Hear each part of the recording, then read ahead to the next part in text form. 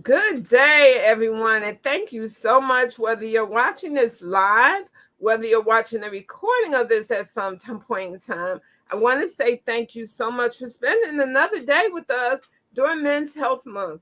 It's important, as I always say, for us to make sure that we let the men in our lives know that they are important to us. They are very, very, very important to us, women. So, once again, as I stated from the 1st of June, when we did our first live for Men's Health Month, the men have always been here for us. Well, I'm not going to say all the men, but the men that have been here have always been here for us. They've supported us, they've encouraged us, they've taken time to, go out of their way and, put their own health on hold because it's more important for them to take care of their significant other and as well as their children. And sometimes it's not even their children that they're taking care of. Sometimes it's the community children that are being taken care of. And they do it all and they don't stop to think that, okay, well, maybe, I shouldn't. Maybe I should take care of myself. They have a habit of, while we as women, we put others first, they as men do manly duties that we women can't do for us, right? So we need each other. We really, really need each other. And today is June 27th, and we have another senior subject matter expert that's going to be sharing with us so much in reference to men, in reference to what they go through, what they've been through. He's going to give us a deep dive inside. He's going to give us a deep dive in reference to our career paths and the things that we do, the things that we tell our children to do. He's going to bring it real. I'm not asking him to hold any punches. If you get upset or annoyed, I'm sorry. But, we've got to do this. We've got to do it because nobody else is going to do it for us. Everybody's going to have talks and conversations. We're going to have meeting after meeting after meeting for the same thing. But what's going to need to happen to actually make a sustainable push for the future is for us to get real about doing what we need to do to make sure that we are active, both men and women, so that the children who are learning from us, those learned behaviors are real learned behaviors. And there are some things that we need to teach them together, right? Together, we need to teach them, not male teach men, guys, women teach women. We need to teach them together, and we need to learn together in order to make the future a sustainable future. I want to take the time before saying any more to say if you have a comment or if you want to get in touch with our esteemed guests, please reach out to us. Put a note in a comment. Put a note in the comment. Say, hey, I really want to reach out. I need to talk to him. I'd like for him to appear on one of our shows, on my podcast, anything, so that we can continue to make what his subject matter is tonight. We can continue to keep it real, and we can continue to push it out there for everyone. So if you have a comment, please put it in a comment section or put it in the details section after the show if you're on LinkedIn, and I will review them and I will send them out to him so that he can get back to them or his illustrious staff can get back to them. But someone will answer your questions. So that's the first rule that I want to put out there, or ask, I should say. Please send us your comments so that we can get them. In addition to that, I want to take the time now to say thank you to Mr. Jeff Morris for agreeing to come on the show today to actually give us the lowdown on what he's going to talk about. We need it. We need to hear it. I thank him. The board members of the C.H.L.M.S Medi-Helpz Foundation thank him as well, because you know what? This is his time and he's giving it back to us and he's giving it to the community. So without further ado, I'm going to go ahead and let Mr. Jeff Morris introduce himself, tell us all about him, and then we will get into tonight's subject. Jeff, the floor is all yours. I shouldn't say the floor. The mic is all yours. And I'm glad you smile, because I'm like, I'm going to get him to smile yet. Right. Sandra, that was a wonderful introduction. And thank you so much for your kind words. let me tell you, I'm honored, right, to be a part of the show today. You contacted me. Remember when we were back in Maryland, I was coming across the bridge. I was like, I can't talk to you right now. I'm crossing the bridge, and I don't like bridges. So we had our conversation. Thank you so much for giving me the opportunity to chat tonight about behavioral wellness and mental well-being. It's not something that a lot of men, especially a lot of Black men, are comfortable talking about. But when we can have safe places like this, when we can have environments where there's non-judgment or no judgment, right, we can begin to have conversations that heal. We begin to heal from the inside out. So let me take you back to June 22nd or 23rd of 1990. I'm a young Marine. I'm 22 years old, and I'm a Marine sniper. And that night changed my life significantly. It's put me on a pathway to what I do now, who I am, and why I'm really consumed about the work of behavioral wellness and mental well-being. So long story short, I'm in a phone booth. It's about midnight. I'm trying to contact a friend to let me into our apartment. Didn't have a key, forgot the key. And back then, you don't have cell phones in 1990. You have something called phone booths. You have something called pay phones. Young folks don't know what that is, but I had to get out of my car to go make a phone call to a friend. Got out of the car, left the car running, and I remember putting my money in the phone and having the phone to my ear and actually could see out of the phone booth. And I saw two gentlemen walking toward me and from the distance. As I turned around, eventually the gentleman approached me and put a gun to my head and used the N-word and said, "We will blow your head off.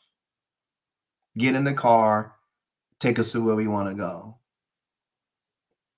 And I can still feel the cold steel on my head right now. I know enough about weaponry because I was trained in weaponry to know that I'm looking at a 357 Magnum snub nose. Right. And so my challenge is, am I going to be shot in the back of the head, or do I get into the car and take them to where they want to go? Well, again, being trained in weaponry and tactics, I understand that if I get into this car, I lose all tactical advantage. I have no advantage at that point. They can do what they want to me. The amazing thing is the training kicks in, and by the grace of God, I'm able to talk my way out of this phone booth. It's two people. So my thought is, if I could take the gun from one, right, can I actually turn around and maybe take a shot at someone, or am I going to get shot? So my thought was really about this quick is, how quickly can I get out of this phone booth? And if I get out of the phone booth, either they shoot me in the head or they shoot me in the back, because I'm not getting in the car. I'm not getting in the car.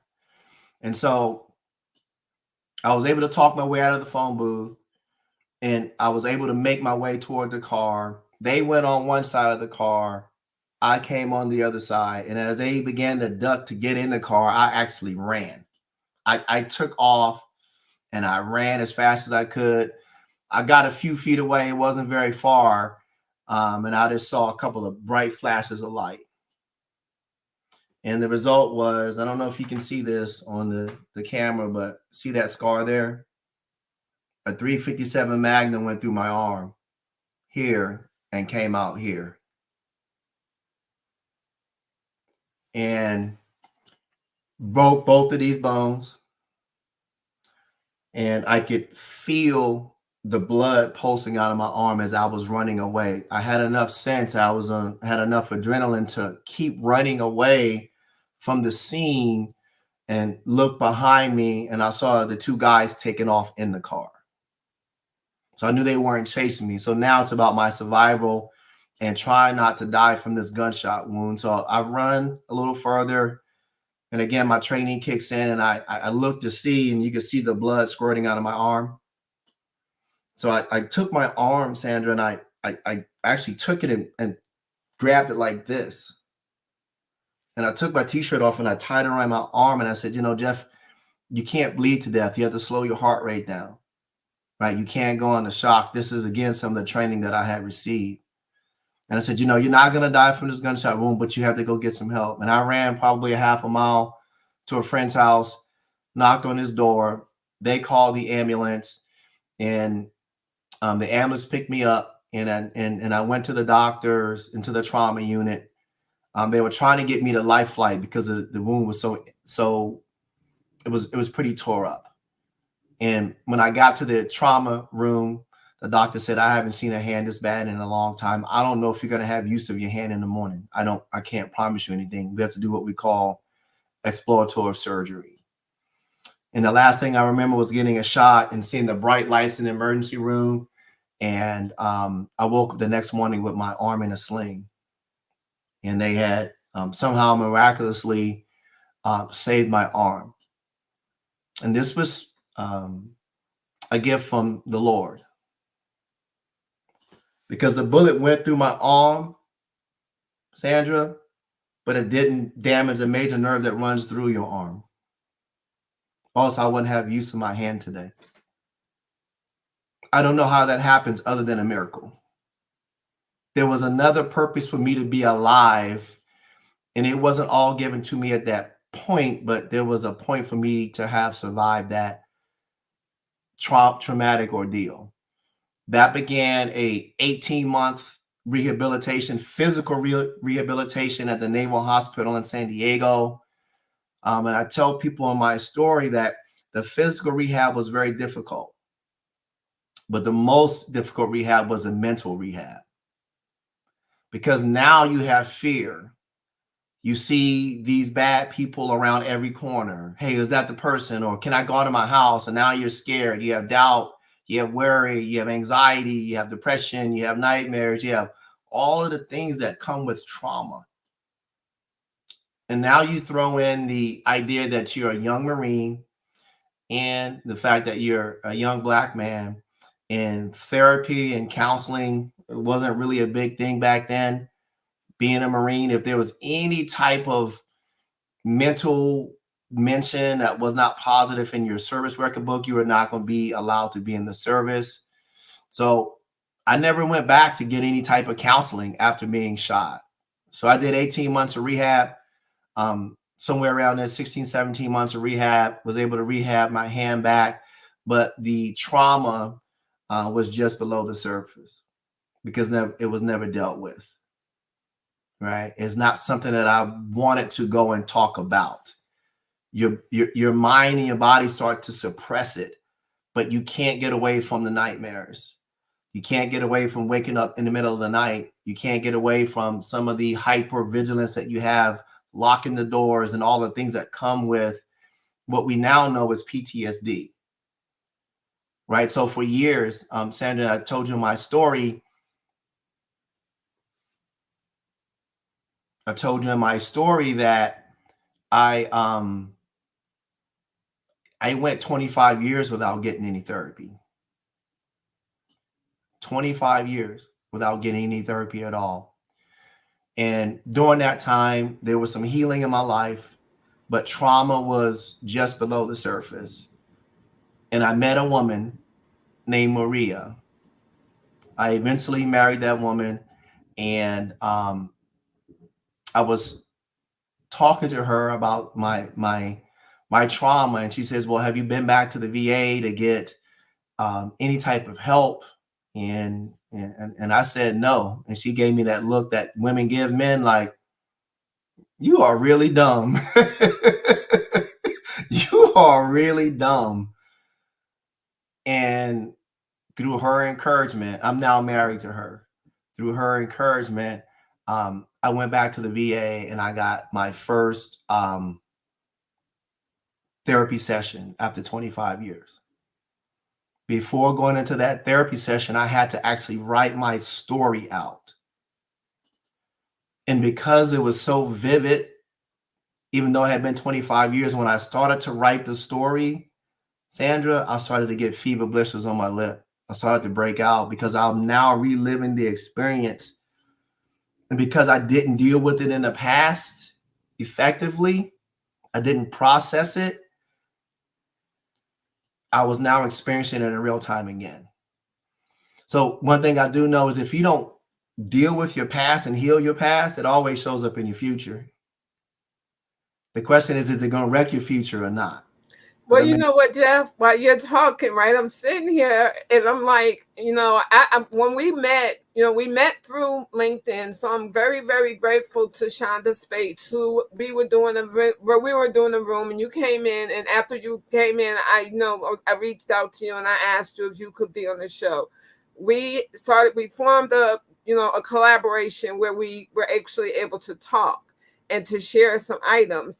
And the really big part that you're leaving out, and I'm not sure why you're leaving it out, is why you waited those 25 years before you really told your story, and how that Marine pride, that manhood just wouldn't allow you to open up and to speak to someone.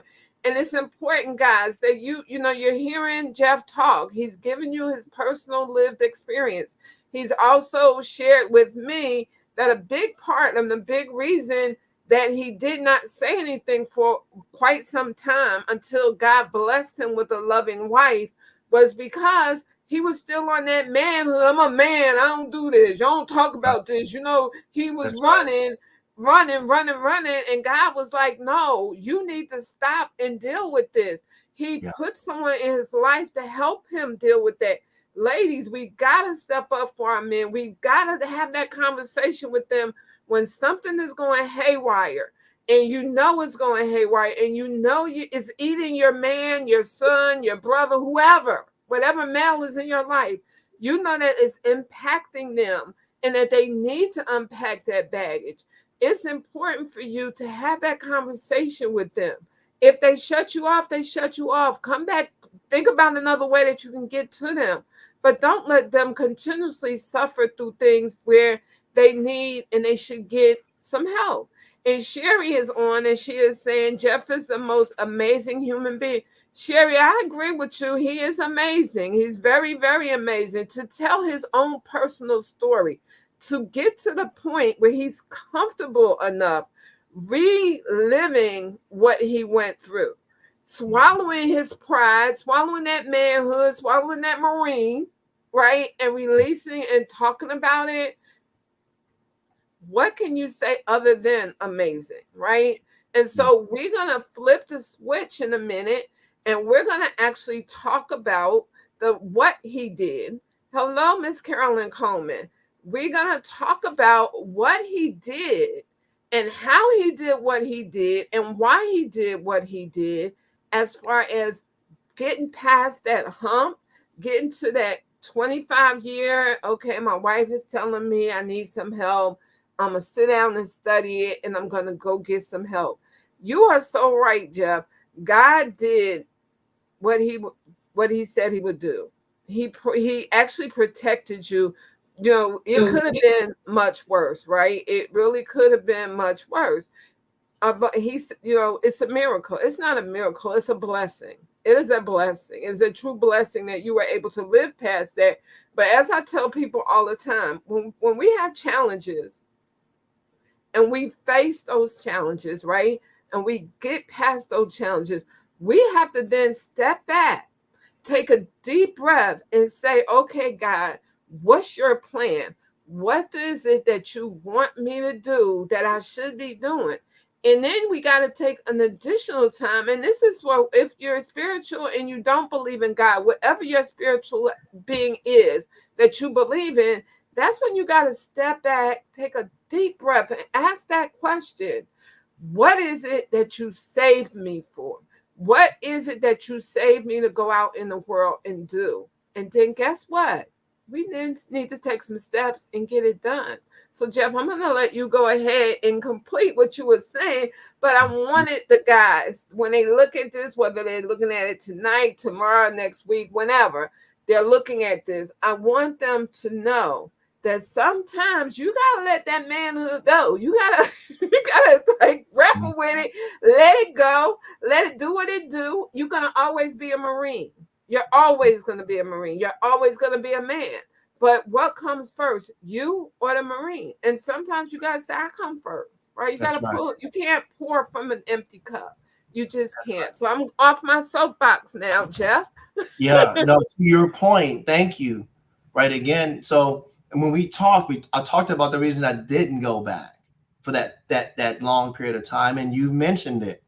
It's the Marine pride. It's the Marine culture that you're brought up with.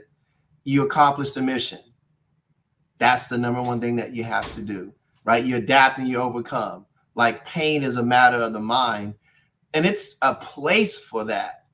But man, it doesn't serve you very well when you're out of the Marine Corps and you're hurting.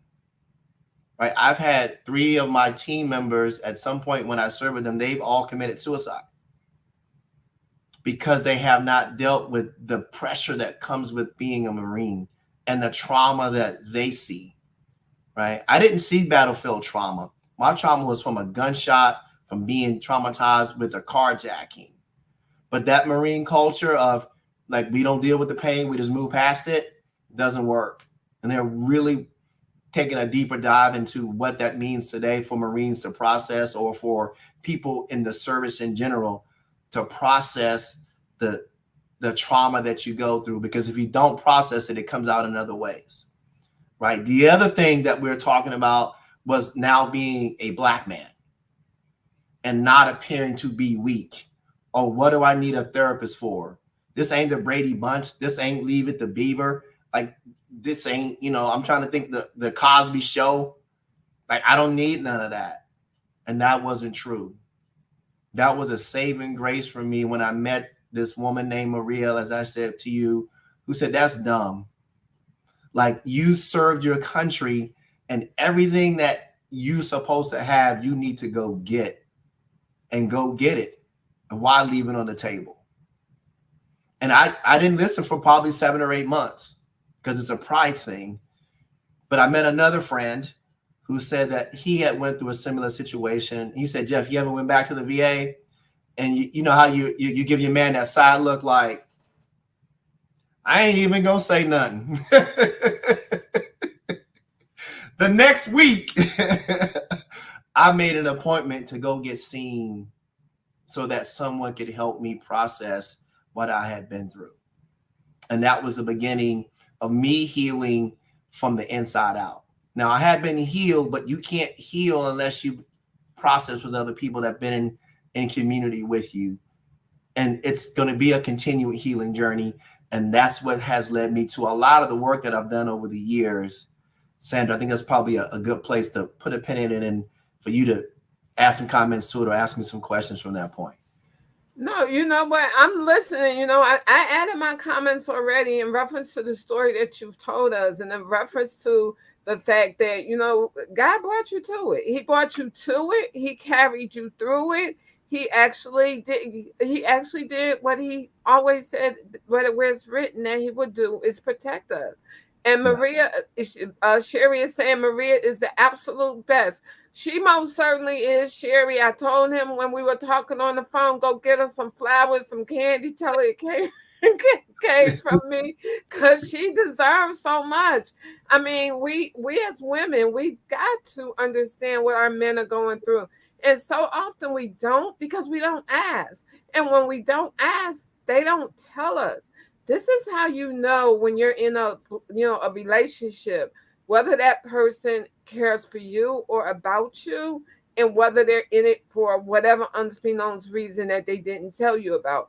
And that's because they make you think about, okay, well, yeah, she's saying that, and yeah, I need to do it, and they're making you do it, right? mhm, Same thing with women. My husband tells me all the time to do certain things. Some things I listen to automatically, and some things I'm like, I gotta figure this out for myself. But in the end, I know that he's here. I mean, we've been married 29 years. I know that he's here and he's not going anywhere. So that's what it takes in a couple's relationship, is to build that trust within one another.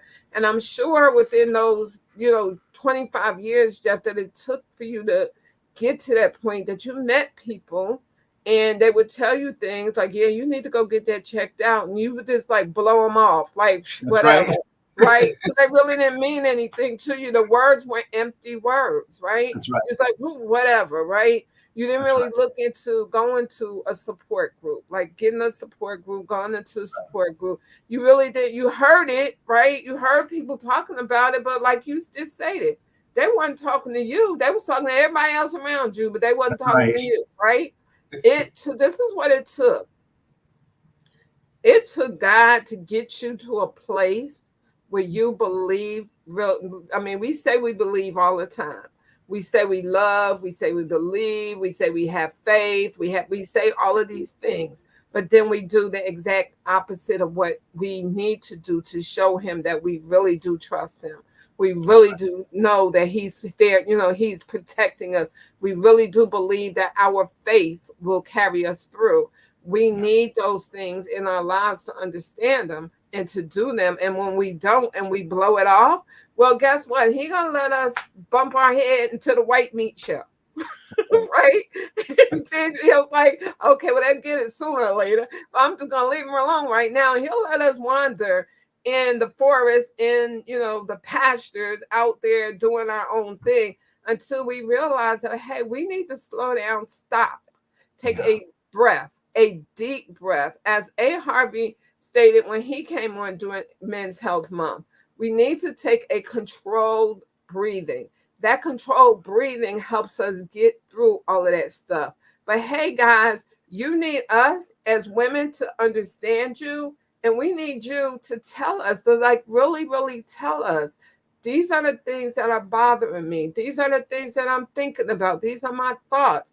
Help him process those thoughts. You may can't do it on your own, but continue to put those nuggets out there to help them process it because they need it. It's just that manhood, a man up, that's Right. not gonna allow them to tell us that that's what they want That's right. because they manning up, right? But we got to be women up and we got to say, hey, babe, come on, let's talk about it. Let's do these things that actually matter so that he gets as much help as you do. A family nucleus is not about one person. A relationship nucleus is not about one person. It takes two people to build a family, it takes two people to build a relationship. So one or the other is hurting, and we know that our men are not going to speak up. We got to be on it and in it in order to get them to talk so that we can get them through these things. Because look at what his wife Maria did. She stayed with him. She stuck with him. She said, I'm not going anywhere and we're going to deal with this together.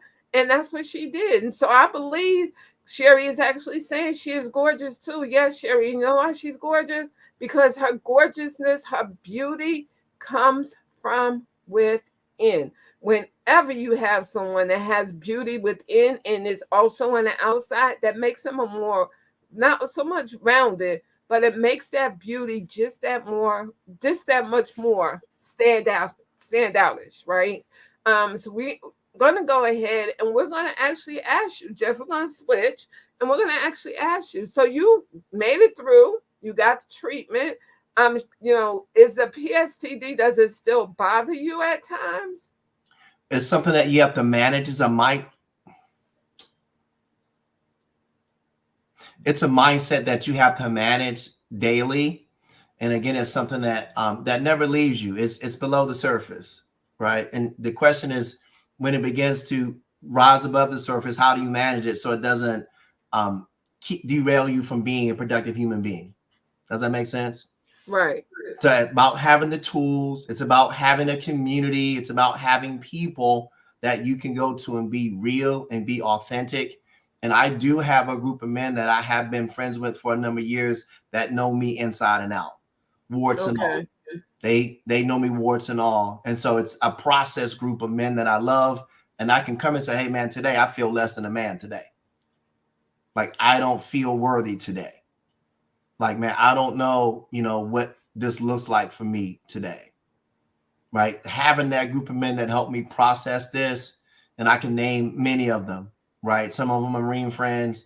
Some of them I've met over the years, but having a group of men that can do that for me. And like you said, getting through it it's a day-to-day, opportunity that we get to be our best self. And that's some Right. work that I'm doing today and I'm a passionate advocate for behavioral wellness and mental well-being, right? And some of the work that we have done over the years, DreamSmart is now a company that people are recognizing its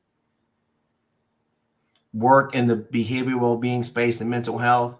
DreamSmart is um, a mental well-being company and a mental health advocacy corporation.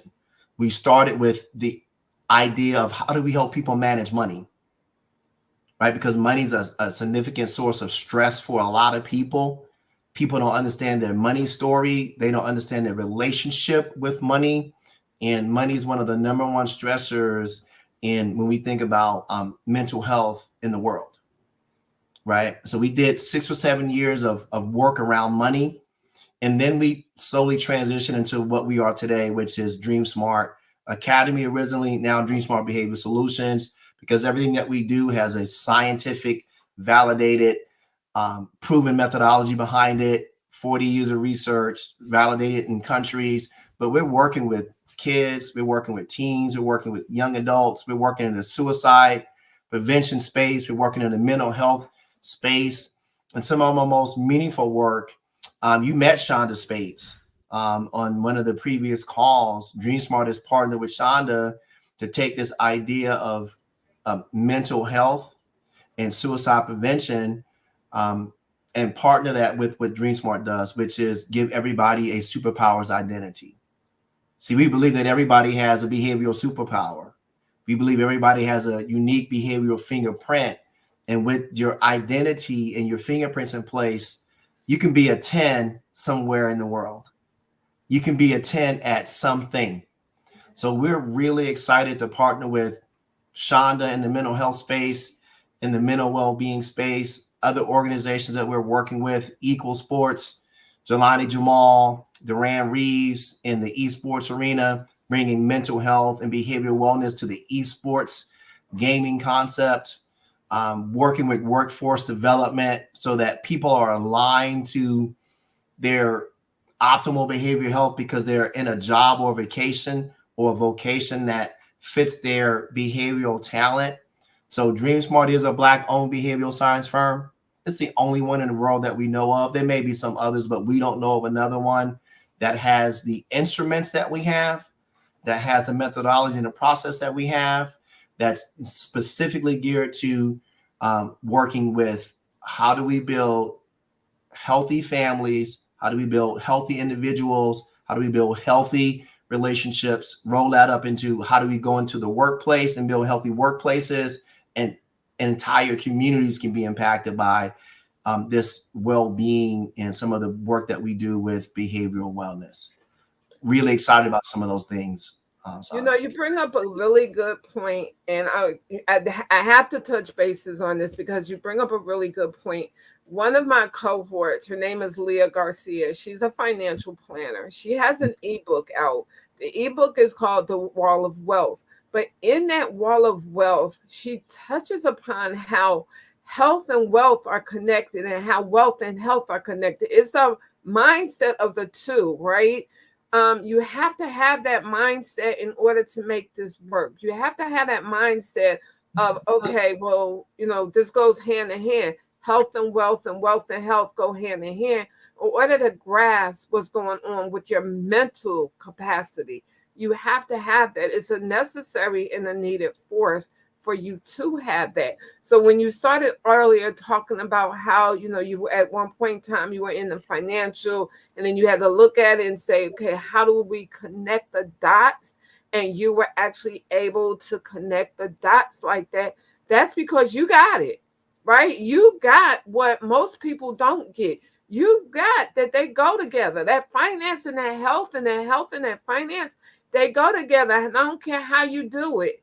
They're in a pool together. And when you work on that pool together, you're able to look at the bigger picture for what it is versus looking at it piece by piece. So you're able to come up with some things. And Sherry is saying, yes, absolutely. it takes that. It really does take you having that mindset like that. So thank you so much for bringing that up and addressing that. And I'm glad that it led you down the road to DreamSmart and Yeah. all the collaborative pieces that are now a part of DreamSmart. Now I know, and I meant to tell you this earlier, and I didn't tell you this earlier. You There was an article that I read. I want to say it was this past week that I read, where it was talking about the same thing that your Dream Smart product does. It was talking about how more people need to do it. I'm not sure, I can't remember who it was that wrote the article, but they was Mm. talking about how more people need to actually take an assessment of their career, right? And see, like, am I happy? I don't like doing this. Well, before you went down that road, did you do a career assessment to see where you fit? I mean, you have kids that, I'll never forget this. My son was in high school. He was getting ready to graduate from high school. And I asked him, what did he want to be when he, went to college? And he told me something. And I didn't agree with what he was telling me that he wanted to do. So I literally tried to, until my mother pretty much told me to stop. I pretty much tried to lean him down a road that when I see it now, I look back at it now, I'm like, if I'd have made him go down that road, he probably would have been really miserable, and he would have been doing it because I told him to do it, right? Or you're gonna upset me if you don't do it. So can we delve into? So this was saying to do that career assessment. Let your young people do a career assessment so they can kind of figure out where it is and where their strengths are and where their strengths lie at, so that as they continue to go in school, they can go, if they're in high school, they could take a career path in college, or maybe they're not cut out for college. Everybody don't need to go to college, right? I mean, we we already know that everybody don't need to go to college.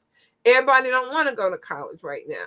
So what other careers can they get into? And he was saying the same thing you and I talked about, where is you need to actually take an assessment to see, so that once before you get too heavily embedded into a career that you simply hate, you know exactly what it is you want to do. So can we talk about that tool a little bit to go over, what the makeup of that tool is? Yeah. Well, let me tell you a little bit about the background. My Okay. In 1988, back when I had some hair, Sandra, I went to Marine Corps Scout Sniper School, and they taught me 3 A's. They taught me how to assess a person, place, or a thing. They taught me how to create an analysis statement. What are the strengths? What are the struggles? What are the capabilities? Then out of that analysis came an action plan, right? And in the Marine Corps meant that you could come home safely. You could maybe accomplish the mission and come home safely. And in the business world, what that looks like is assessing someone for talent, creating an analysis statement saying, based on your unique behavioral wiring, here's some vocations that may fit you well.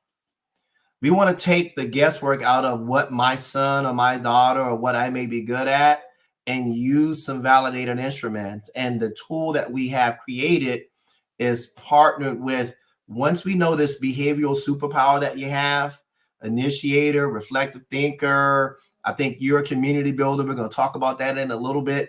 I'm a reflective thinker. We have this sense of identity. We can now begin to suggest career pathways for you based on your unique behavioral wiring, which is really, really cool, because now we can reduce the likelihood that you may be in a career that you don't like. Something like almost 7 out of 10 of people in the United States are not happy with their career. So imagine this tool in the hands of those who are getting ready to go to college or in college or even in a second career, where we can help them understand their unique behavioral wiring, how they're going to be communicated, and what they're going to be likely good at based on their unique behavioral talents. And really, really cool things are coming from that. We're working with an organization, in particular one called Workbay. They've mapped every job code in America and created a professional video for it. Oh, We're wow. to their database. So when you come up community builder, you come up influencer, you come up reflective thinker, you'll get 3 or 4 of those videos that are professionally recorded. Say these are some of the things that you can be a 10 at. So we're changing the game for mental health, mental well-being, because we're creating behavioral alignment, we're creating career advocacy, right? So that you go to work with a passionate and maybe purposeful career alignment, and because you've taken, an assessment. That was a long-winded answer, but does that kind of help you get to the place where we want to go? Or do I need to Yeah, answer? no, you're perfectly saying exactly what it is that we need to get to as far as DreamSmart, as far as dealing with the mental health, especially in the underserved, under-resourced, and marginalized communities. And I have to say all three. And the reason why I have to say all three, and the reason why it's important for me to continue to say all three, is because so many times people miss out because they think, okay, well, under resourced is underserved and underserved is marginalized. No, there are three separate categories. If you look in any deck and you look in any dictionary, it will tell you that there are three separate categories. We have to stop putting them all together, because what happens when we put them all together, we miss tons and tons of people who are overlooked because they don't fit a category when there are actually three categories that they need to go into. We try to shove them into one. And that's so unfair. It's very, very unfair that we do that to people, because so many people miss out because they're put into that wrong box. Sort of kind of like what Jeff is saying about DreamSmart and about the assessment tool. You're put into that one box, whether it's because of what you look like, whether your social economic status, your educational status, or whatever, you're put into that one box. And it's really, really unfair. So we got to start unpacking the stuff and dealing with it in the correct way. And that's what, Jeff, stop me if I'm wrong or correct me if I'm wrong. But that's what I get the DreamSmart assessment is, a tool that take away everything that everyone has actually ever told you about yourself. Figure this out for yourself. You're taking this assessment, you're being honest with your assessment. You're taking this assessment, you're being honest, and it's going to give you an honest answer. You're not letting somebody else take it for you or somebody else define you. You're defining yourself. Am I correct? Or did I miss something in You're reference spot, to you're spot on. Here's what we know after years of studying human behavior, especially through the DreamSmart lens. People are looking for four things in life, four basic needs. They want a sense of identity, to answer the question, who am I? Right? They want a place where they can belong and be accepted. They want a purpose that they can belong to, or a cause that's bigger than them that they can belong to, that gets them out of the bed in the morning, right? And then they want a sense of security, a purposeful vocation that fulfills their basic needs. And if it's a job that they're in alignment, they're passionate about, hopefully they can make it something that they can create economic stability for, and maybe even create, economic freedom for them, because they have money, time, and freedom, because they've found a career path that can pay them really well. So identity, right? Acceptance, purpose, and security. And I don't care where you go in the world, when you can find those four things, you can find a purposeful life that people are engaged and they are excited about. And that's some of the things that DreamSmart brings to the table with their assessment. Can I share my screen and share your you assessment? can. You can. You Let me most see certainly can. see if I can go get this really quickly. Let's keep talking for a minute. Let's make sure I have it here on the Right. screen here. So let me share my screen. Let me get there. I'm going to You present. most certainly can. And it's so true. When you say the identity, right, it's more important as far as I look at it and I apply, that it's important for you to actually have your self identity. Stop letting other people identify you. Take your time and identify yourself.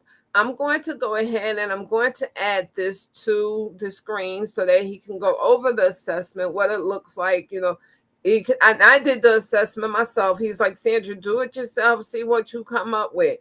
I have to say, it hit me spot on. And so for those that know me and are aware of the work that I do in the community and the work that I do in pushing out patients and making sure all patients have access to optimal health care, even if they don't take advantage of it. Just knowing that they have access to it and where to go get it from is a big part of me. So I was like, oh, this is really good because it actually scored me very, very well in those things that I like and those things that speak about Sandra. So I'm gonna actually go ahead. I'm gonna remove myself from the screen so that he can actually show you the presentation in full.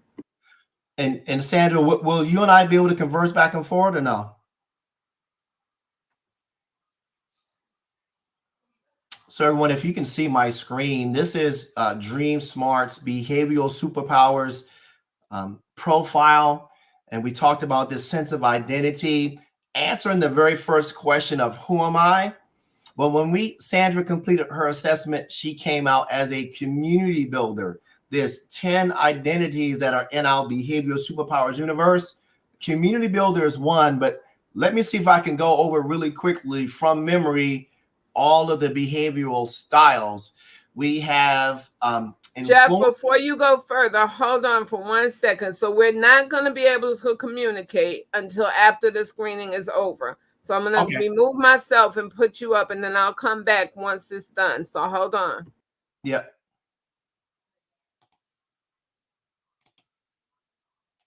Let me see here.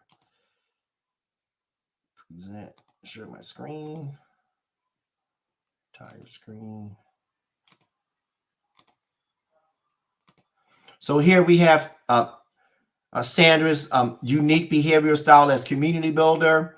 There's no surprise that she builds community. So when I saw this, I knew this was spot on for Sandra. And there's 10 behavioral styles that are in our Behavioral Superpowers universe.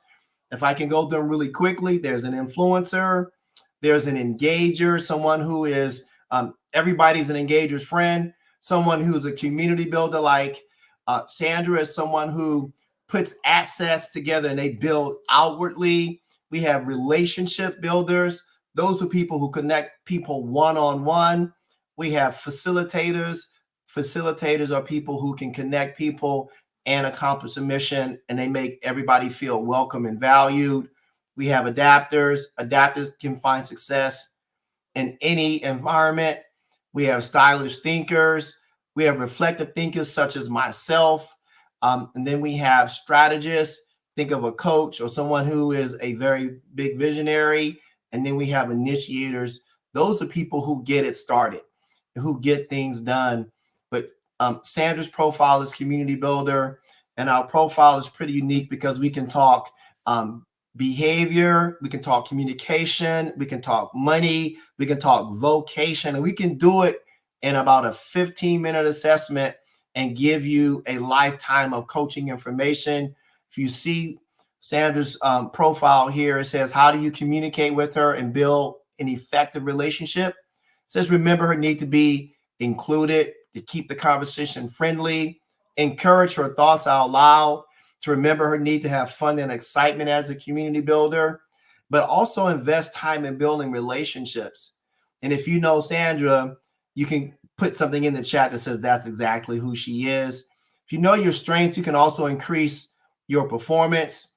And this last piece here on this particular page here talks about the struggles of someone. For every superpower that you have struggles as well. It's the good and the bad. Superman had kryptonite, and when you think of all the superheroes, they have something that could derail their performance if they didn't manage it.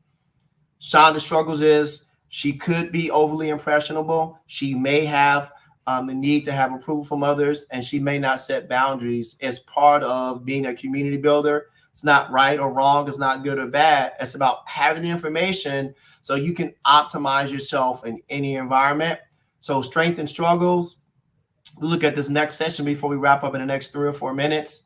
These are what we call our workplace talents. These could be our home environment talents too, because professional development and personal development go along together. So we have results in relationships. Because Sandra is a community builder, she has a really high score in relationships. If you see this little gold piece here, you can see that she's primarily gold in this little circle, and she has an 84 on relationships. So she's going to be very protective and very cautious about who she brings into her circle because she has a high value on relationships. Now, I'm on the other side of Sandra. I'm more results oriented. So I'm more about getting my head down and making sure I get the task accomplished. But I also need to learn how to dial back my superpower of results and be inclusive of people like Chandra.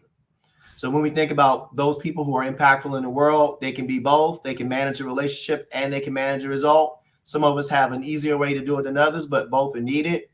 Daring versus careful, because she is a relationship oriented leader, she's going to be careful. She's going to be cautious and calculated in making her decisions. She's going to measure twice and cut once. This is her careful talent. And this you see here is primarily gold, so that's why this is careful. Then her abstract versus concrete. How quickly can she adapt and pivot to life or certain situations where things may not be going her way? She is a little bit concrete here. She's a little bit concrete. And in this area here, you see the 66 here percent concrete, which means like she likes some structure. She don't have to have a whole bunch of it, but she needs a little bit of it. She can be also a little bit abstract. When we are anything under 70 under these radio buttons, we call this being able to flex behaviorally. You can make an easy transition to either side of this equation. The further you are away from the number 50, the harder it is to see someone else that's not like you. And that's where we see friction in a family. That's where we see friction in a relationship. That's where we see friction in the workplace environment. And that's where we see friction in the world because we're not able to navigate differences. Systematic versus flexible. She can be a little bit of both. She can be both systematic and she is also flexible because she's under 70 here. And then promoting versus operating. Is she energized by people interactions? She would be because she's a community builder, but she also enjoys her alone time, giving her time to reflect and re-energize herself so she can be out in the community and be the best that she can be. And then we tie this into some of the talents that she brings to the table. She communicates verbally. She's comfortable meeting people. She can be articulate. She can be friendly. She can teach people. I won't go through this entire list here, but you see that this behavior goes along with her talents. We can match talents to a particular career. We can match these talents to how you communicate, Sandra. We can match the talents to how you're going to manage conflict. We can match the talents to how you're going to manage money. So that's a little bit about the background of the behavioral assessment and a really quick what we call uncovering.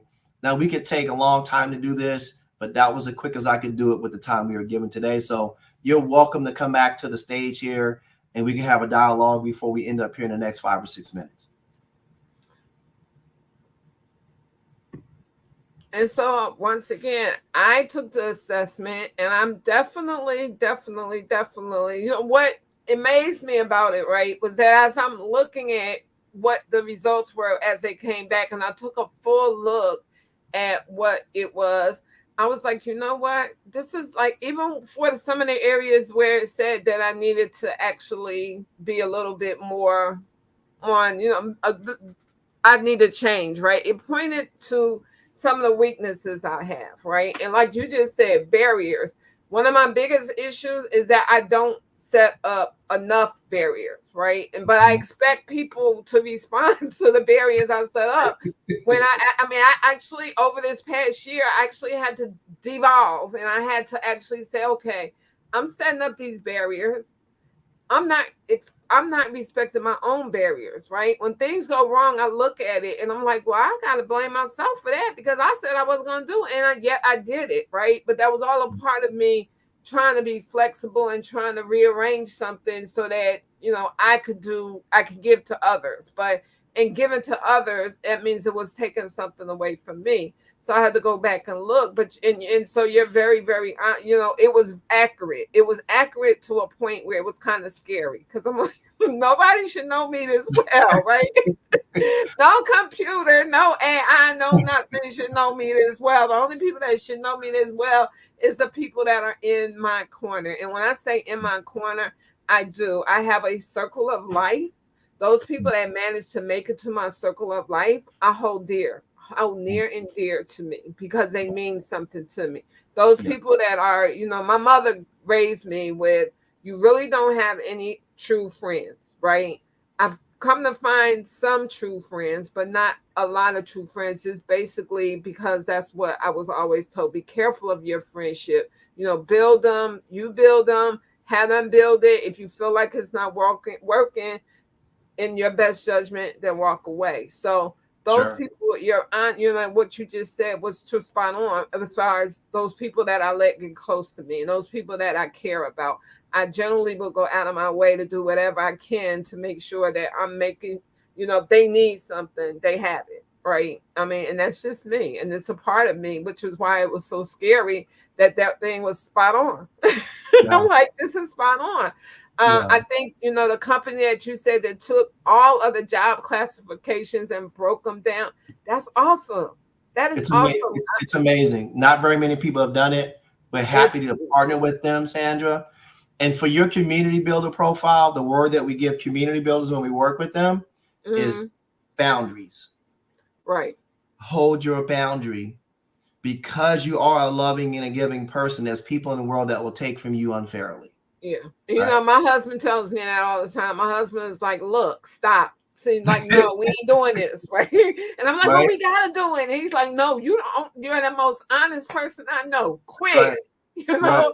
And so I try to keep him out of it because I know that he's the opposite of me. Like Right. his background and his way of thinking is not like mine. Whereas I'm like you just said, Jeff, I'm always trying to do above and beyond for everybody. And he's like, there are people that are taking advantage of you. They know that that's how you are, and they're taking advantage of you.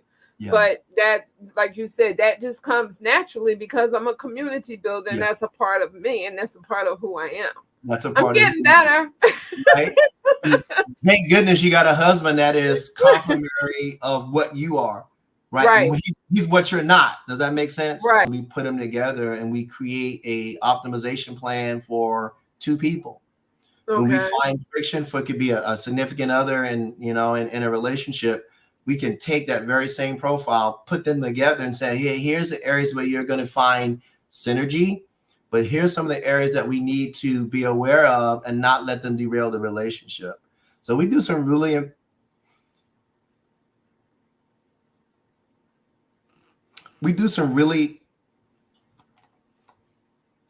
I'm sorry, my computer cut out there for a minute, but we do some really impactful work with just a 10 or 12-minute assessment. So I'm excited about where we're going to go with this as we partner with the Shonda Space and Dad Apps, the Equal Sports and the Fighters for Hope and the Work Base and all the folks that we're really in community with around behavioral wellness, right, and mental well-being. We think the space is only going to grow when we can bring authentic conversations like this. Sandra, thank you so much for me being on today. Honored to have been your guest. No, like I told you earlier, it's not a thank you to me for you to say to me. That's something that I say to you, and we'll meet at the crossroads. And that's because, Jeff, you could be. I'm sure your calendar is full of things for you to do. You said, Sandra, yes, I'll do it. We had some hiccups at first. It's like, Sandra, yes, I'll do it. You did it. You made a way to fit the community, to fit C.H.L.M.S into your calendar. And so for that, we're forever thankful. I am going to go ahead and close out for today. But what I do want to do is if you can give us 3 tips that you would want us to know, in reference to anything, whether it's DreamSmart, whether it's someone that's considering going into the service so that they know, whether it's a man and you want him to know, you talked about, men like man up and, let go to see a therapist if you need a therapist. But if you could leave us with 3 three things. And like I stated earlier, I do want you to thank your wife as well for allowing you the time to spend with us, because she's a gem. I don't even know her, and she's a gem. Just what I've been told from you, and just what Sherry has put in the comments, I can already tell that she's a gem. So if you can leave us with 3 tips moving forward, I would so appreciate it. Yeah. I would say that trauma is a part of the human experience, right? We all are going to experience trauma at some part in our life. And so there's no shame in trauma. Let's get rid of the stigma of feeling guilty, having any type of shame or guilt around that. And let's find a community that we can process and be real with, right? Where we can have our sense of identity affirmed, right? It's a place where we can feel accepted and where we can belong, a place where we can find security with. So trauma is a normal part of life. Number 2, if there is trauma and it's not healed, find a therapist. Is one of the things that really helped me, in addition to your process group, right? Find a therapist who can maybe help you take you back to your past. Because I said earlier, if you don't heal your past, it will always show up in your future. And it will likely derail your future. So how do we go back to our past and not stay stuck there? Don't stay stuck there. Heal it, manage it, bring it forward. And then if you can find a coach, because a coach is forward pointing. Like, we're down 5 points at halftime. We can't quit the game. We got to play better defense. We got to be more efficient on offense. So a coach is always future focused, always pointed toward the future, and ask you, what does your best self look like tomorrow? What does your best self look like 30 days from now? And let's help you get there in community together. So we'll partner together and we'll walk together. So heal your trauma, find a therapist if you need it, find a coach to point you forward to your best self. Those would be the 3 tips that I would leave you with.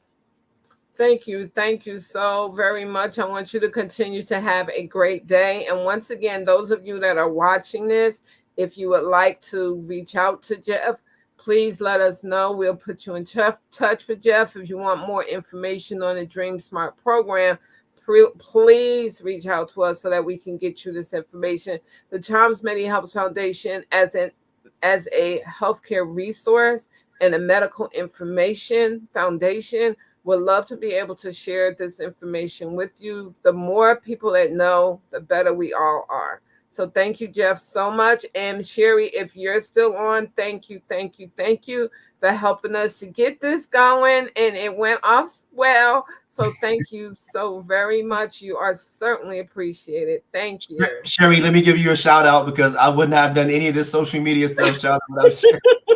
Really don't know how to be on LinkedIn, Facebook, Twitter. You tell them to do all this stuff. I said, let me call Sherry. Sherry, thank you so much. You're a godsend. Bless you. Thank you. Everyone have the rest of a good day or a good evening.